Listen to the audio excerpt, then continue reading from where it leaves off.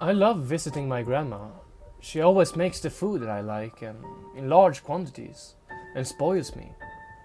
With the hustle and bustle of college life, it's nice to go back to my childhood and allow myself to be spoiled for a few hours. Every few weeks. Even though she has 6 grandchildren, she made it clear that I'm her absolute favorite. She'd often have the whole family around for dinner, and after they left, she'd bring out the good stuff she made just for me. We usually had a big Christmas dinner together with the whole family. However, as the years go by and the younger ones start growing up, fewer and fewer people showed up. Last year, everyone already made plans, forgetting about my poor grandma. I don't blame them, but they often forget how these visits mean a lot to her. Especially ever since Grandpa died. That's why when I talked on the phone with her and she asked me if I had any plans, I lied to her and told her I didn't. She immediately jumped at the opportunity to politely invite me, going so far as to offer me to sleep over at her place. She said there's one room which haven't been used in years and I could stay in there. I immediately said yes and agreed to stay over, realizing how happy that would make her. I cancelled the plans I made with my friends, telling them something else came up. Although they were bummed out about it a little. Their drinking party wouldn't stop because of me. That was the last Christmas I would ever spend with my grandma.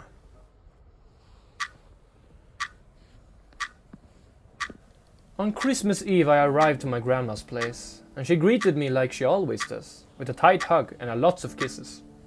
I barely even stepped inside when she started offering me food. She had already made what could only be described as an all-you-can-eat buffet. We dug in, and once we were done, she showed me where I could sleep for the night. It was a cozy little bedroom which apparently used to be my mom's bedroom, when she was little. Grandma told me to not leave my room during Christmas night in order to avoid disrupting Santa in his work. She said that if I really needed to use the bathroom, I could, but to be extremely quiet and not to go downstairs. On the nightstand, she left a list of the things I should do before I go to bed to ensure I got a good present. I decided to play along and abide by the rules. I told her I'd read it before bed and do everything necessary, and she seemed content with that. She wished me good night and left the room. I was pretty tired from the trip there and an enormous dinner I've eaten, so I lay down on the bed and fell asleep within minutes.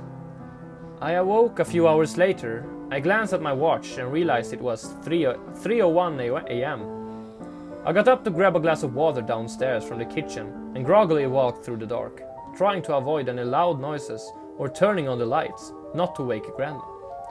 I went downstairs and turned on the kitchen light, gulping down a glass of water. I glanced towards the living room at the Christmas tree and something caught my attention under the glow of the decoration lights. There was a small plate with a tiny paper that said, "For Santa." I reckoned it was a cookies and milk, but when I got closer I realized that the plate was empty. Red liquid was in it, and right next to the plate was a small bucket. Obviously, I found this weird, but figured it out that my grandma may have just forgotten to pull it away or something. I turned off the kitchen lights and returned to my room, just then remembering the list my grandma gave me. I grabbed it off my nightstand and started reading. Dear James, thank you for visiting me for Christmas. You made your grandma really happy. Now, Christmas is a little different in this house than what you're probably used to, so it's very important that you follow these rules on the list. 1. Make sure to close your windows and ensure they are closed properly. These old windows don't work properly sometimes, so if you feel like cold air is coming in, let me know. 2. Don't put any wood in the fireplace after 9 p.m. Santa will be really angry if it's scalding in the chimney, or if there's still smoke. 3. You didn't forget about milk and cookies, did you? I stopped reading and chuckled at the list. Grandma clearly wanted me to follow the basic rules of Santa, like when I was a kid. But yet again I decided to do as she said. I continued to reading the list. In this household we don't use milk and cookies. We use raw meat and blood. I already left a bucket by the Christmas tree. And there's a raw piece of chicken I put on the plate. Santa sure loved his diet. 4. If you are woken by the sound of scratching or knocking on your window, ignore it. Your room is on the second floor. There is no way to reach up to it. In fact, it's best to not look there at all. But if you see someone beckoning you, pretend they're not there. They may try to open the window from outside. This is why it's important to keep the windows closed. 5. You may hear growling coming from the kitchen. It's okay, because Santa never come upstairs. And since I already left the chicken for him, that should satisfy him. By this point I was sure Grandma was just messing with me. That was until I heard the sound of 3 gentle knocks on the window behind me.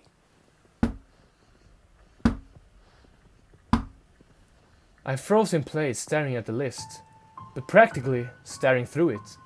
3 more gentle knocks ensued, but I did the best to not give away that I heard them. Once again, there was 3 more knocks, and then the sound of scratching started, first gently and then louder, as if a rat was trying to bite through the wall. It lasted for around a minute until it completely stopped. Only when it did I gather the courage enough to slightly shift my position. There was a mistake though, because when I looked down to the floor at the light which was cast from the window, I saw the unmistakable shadow in the form of a humanoid silhouette stretched across. I couldn't tell for sure, but it looked like whoever was there had both hands on the window and stared directly towards me. I decided that the best thing to do is continue reading the list and try to distract myself. 6. If someone walks into your room while you're sleeping and you happen to wake up, pretend that you're still asleep. In the worst case scenarios, the person will sit on the edge of your bed and observe you. So do your best to not let them know that you're awake. If you feel their breath on your neck and it gets progressively closer, it means that they realized that you're awake.